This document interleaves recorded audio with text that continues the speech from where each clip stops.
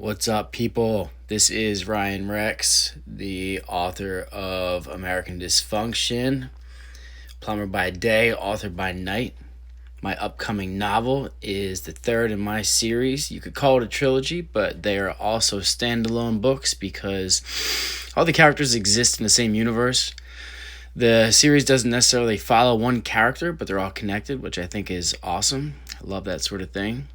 The inspiration I had to write The Prince of Death was pretty important in my life. It started back in the fall of 2023. It was about 3 years after we lost my brother. I believe this was early October to be exact. It was in the basement of an old stone home that I work in the town of Chestnut Hill, which is a part of Philadelphia. And I was doing a seasonal heater check. There was a small light bulb above my head, like in a cartoon, that kind of went off when I was sitting there that day. But as I was sitting there checking the boiler, I was waiting for the temperature to rise, the pressure would rise. I was watching the gauge, sitting idly on an orange bucket, kind of reflecting on the last few years of my life. And it had been a while since I felt both mentally or physically healthy. I have an active job, but mostly I work in solitude, and a whirlwind of events sent me into a depression. So the stress was overwhelming.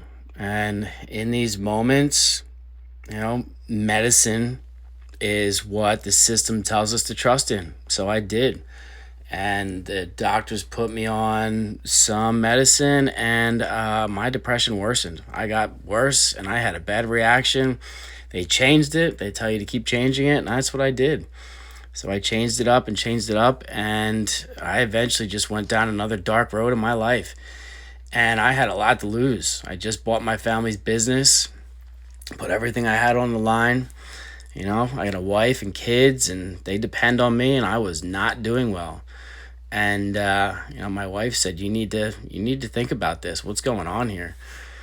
And I just kind of, as I was sitting there, I pulled out my phone and started taking notes on, the good things that had happened to me over the past couple years. I remember a vacation specifically where we went to the Atlantis Resort in Paradise Island in the Bahamas. And I had come back and I was reading things from the sleeping mystic named Edgar Cayce. And he talked about a bunch of alternate history in his recordings and the books that were made of his recordings. And a lot of that stuff was on the island of Atlantis, Legend of Atlantis. And Casey spoke about the Sons of Belial. And I thought that was such a cool topic because, if you ever heard of the Lemmings, the Sons of Belial were their equal and opposite force. The Lemmings represented the law of one and the Sons of Belial. And I just started taking notes on that sort of thing. And, I said to myself, is Atlantis a fable? Maybe I want to give it a touch of magical realism. Could Atlantean legend be alternate history? Why not?